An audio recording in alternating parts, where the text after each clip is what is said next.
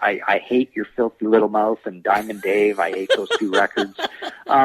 So no, I mean, tell us how you feel.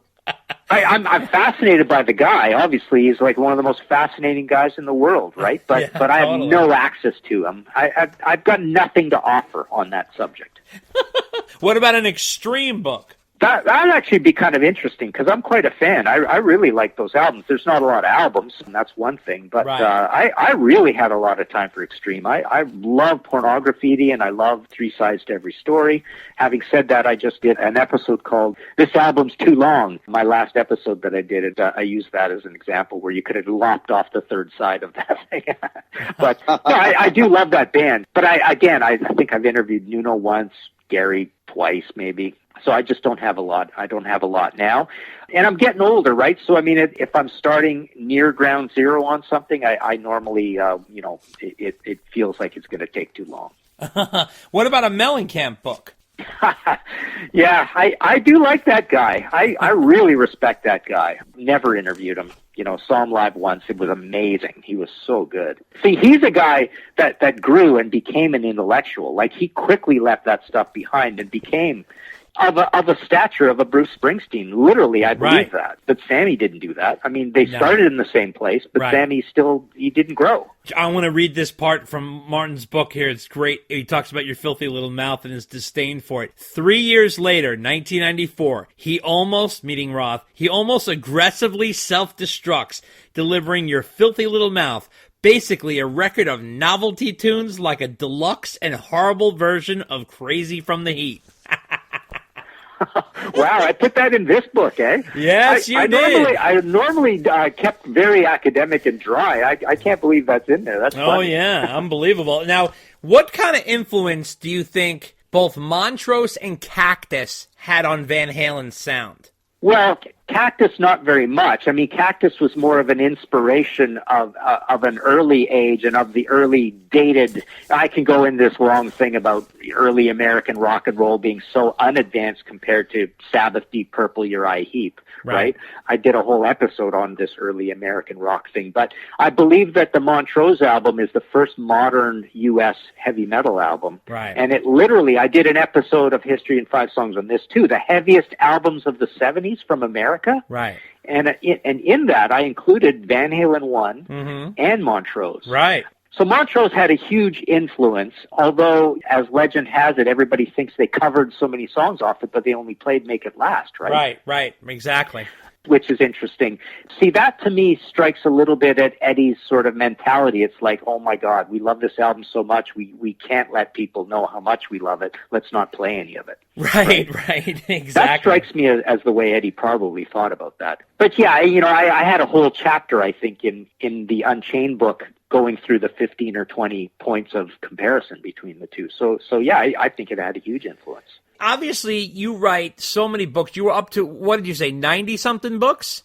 Yeah, about that, yeah. So now, do you have like a running tab of subjects for future stuff that you're working on? Not really a running tab. Ideas just come to me and I get excited by them and dive right in. So if I thought about it too long, I'd probably never do it. But I just, for example, did an Angel book, and that's coming back from the printers in about 10 days. And that was more or less from scratch, and that's 300 pages of new stuff from me. So that's kind of cool. It's good to not do something lazy once in a while, right? Right. And this Uriah Heep, exactly like the Van Halen's coming out, but I swear I have enough material to do a trilogy of Uriah Heep books. So if I do have the time, I'll do that. But I'm trying to do something right now very off the wall. It's a complicated, occult expanded version of the Blue Oyster Cult Imagino story in timeline form. And I've actually done a whole pile of illustrations for it. Because there was going to be a book that I think it crashed in flames because of the virus, but there was going to be a book of stories inspired by the Imaginos tale. And in that, I was going to have all these illustrations and this timeline. Wow. And I did this crazy thing of Doors lyrics and how it relates to Imaginos, blah, blah, blah. But because that story is about the occult origins of World War I, which doesn't really have too many occult origins, I really included all this Crowley stuff and Austin Osman Spare and Lovecraft and all this. So I'm working on this crazy, almost like down the rabbit hole conspiracy theory sort of book that doesn't have a lot to do with music, so I'm doing that.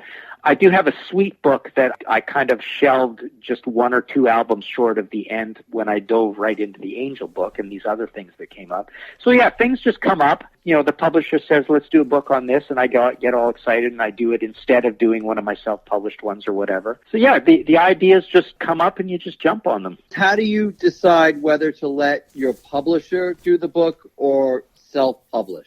Well, I will self-publish something rather than give it directly to a publisher if I think I'll do better on it. Basically making my own product, being the only one who has it, being the only one who sells it. Don't give it to Amazon. Sign them, ship them out of my office.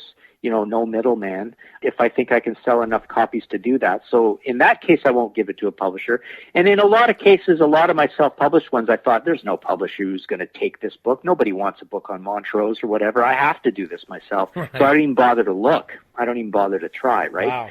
But I do have a situation with my UK publisher that I often will do a book and self-publish it, and that's where I'll make my best money on it anyways. And then when I feel I'm more or less done with it and the sales have to come from elsewhere, i.e. Europe, or go through the Amazon system or the book system, at that point I'll say, okay, I've run my course with this, you can have this now. And then we'll do that, and then I'll just get paid royalties like a normal book. So there's many books that I have with Weimer, probably a dozen books, that I self-published first, and then they became books through Weimer a year or two later. And you not running out of subjects? You have still stuff that you still want to write about, and you have a list going? Oh, yeah, for sure. I definitely have enough for the rest of my life. But, you know, I'm 57 now already, so, you know, I mean, who knows how much longer I'm going to do this. I would love to do way more art and painting and drawing, and that's one of the reasons I'm doing this Blue Oyster Cult thing, to get a bunch of illustrations in a book, and I might do prints of those illustrations. Mm-hmm. So that's one way to combine the two en route to an art career, which I swear I know I can do better at that. I mean, in the 90s, I did a bunch of paintings and sold them and got in some galleries and stuff like that, and then I just slowly stopped doing it. I mean, I guess books took over. So I want to go back to that.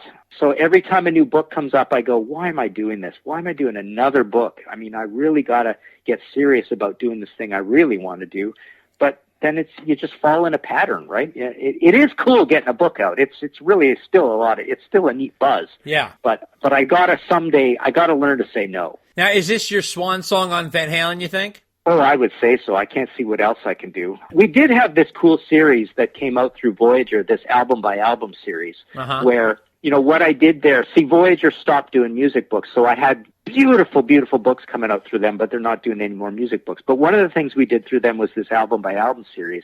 And what I would do is I would get a panel of 12 people as famous as I can get or as super fans as I could get, and interviewed them, and we did Q&As on the albums, and they did these gorgeous coffee table books, and we did a Rush, Pink Floyd, AC/DC, Queen, and one other one, Maiden. So we did 5 of those. So to answer your question, there's always the album by album concept for any band, including Van Halen, that I could do a book on, and those were so fun to do as well. For the Queen one, I got friggin' Paul McCartney. Believe it or not. God, wow. Like the biggest living rock star in the world. Oh, yeah. You know, there's nobody bigger than Paul McCartney. And we talked about Queen, basically.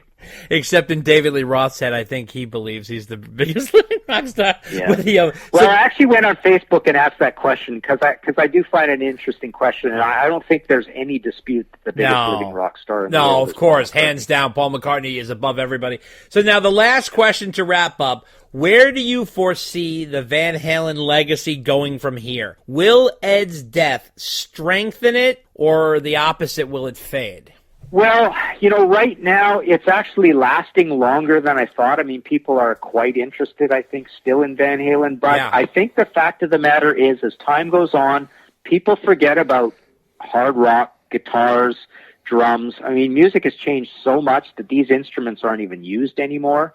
You know, hip-hop is big and pop is big. So this kind of music is really starting to sound like old folks music. They're still played on the radio a lot, But yeah, I mean, when bands stop touring, I mean, Van Halen was in semi-retirement for the last half of their career in a way, right? Yeah. It was pretty choppy. Yep. Right. So I think Wolfgang's got a great chance of being a huge star for a lot of years. Yeah. Like he could be a massive, massive star. He could. He very well could. Yeah. I think this next album's going to do well for him. We all know he's loaded with talent. He's a super nice guy. I just think he could be a big star. So the big hope for that last name is Wolfgang for a long, long time, I think. Yeah.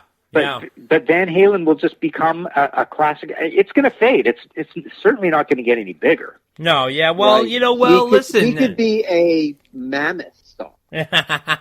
Well, Dave's being funny because he's obviously Wolf has chosen to not even use his last name as being identified. He's going by Mammoth WVH. Interesting, because he doesn't want to tie. When you say Van Halen, it's like saying Campbell's or Coke. It's a brand. I mean, and I understand where he's coming from. And let's be honest, his first name is a brand too. When you say Wolfgang, you think Mozart. So it's hard to compete with Mozart and Van Halen, right? So he went with Mammoth WVH, which is, obviously has his imprint on there and has a little bit of the past and a little bit of the future.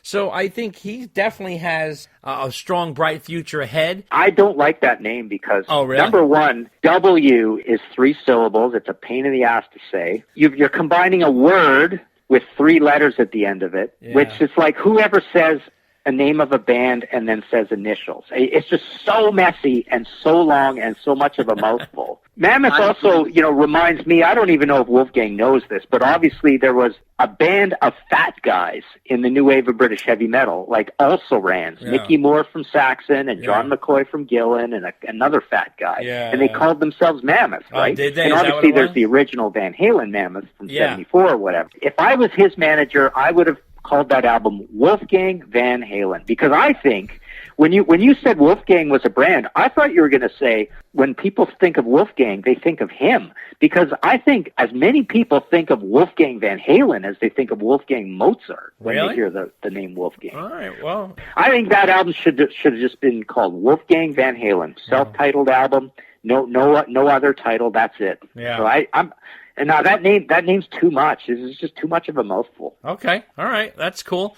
Well, we want to thank you so much for coming on, Martin. It's always such an interesting conversation to have you, and wanted to wish you best of luck. Where can people buy your book? I know they're limited, right? Yeah, it can be gotten through martinpopoff.com. I mean, all my books are there. There's full descriptions. There's PayPal buttons for America, Canada, and international. It's really simple. I sign them, ship them out of the office. This is really the main way I make a living any year, is being a mail order guy of my own books. So I never want anybody really to go to Amazon to get my books or whatever. Get them from me. Obviously, I have the other Van Halen book, and that's still in stock. Right. I did a reprint of that. Awesome. This one, all of these visual biographies are pretty expensive because they're made in Turkey, or they're imported from Britain. They're only $1,000. So it's $75 shipping included. And they are very, very high quality. You're getting your money's worth here. These pictures are pristine.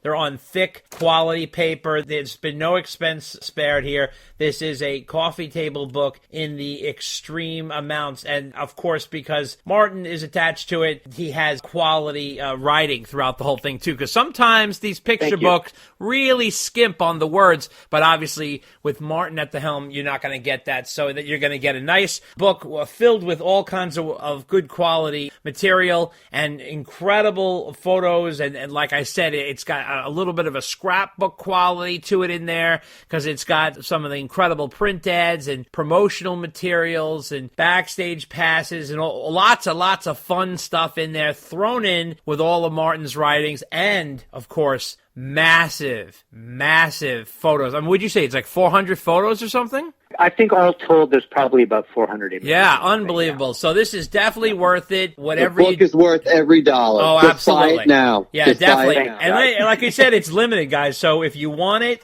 get it now. because these aren't going to be around forever. And this is also not something that Martin can just quickly republish like he does with his smaller ones, because that's an easier refill than something like this is sort of a big order. And in fact, some of you listening to our podcast are mentioned in the book. They're right in the front, which was really cool. He calls it the honor roll, a roll of honor, rather. He says the Weimar Publishing duly acknowledges the following people who put their faith in this publication by pre-ordering it. And if you look in there, there is a lot of familiar names who listen to this podcast, including our friend Midwest Ron. So he is noted there. There's so many guys on this page that listen to this podcast and I speak to on a regular basis. So we're very proud of our listeners supporting you. And listen,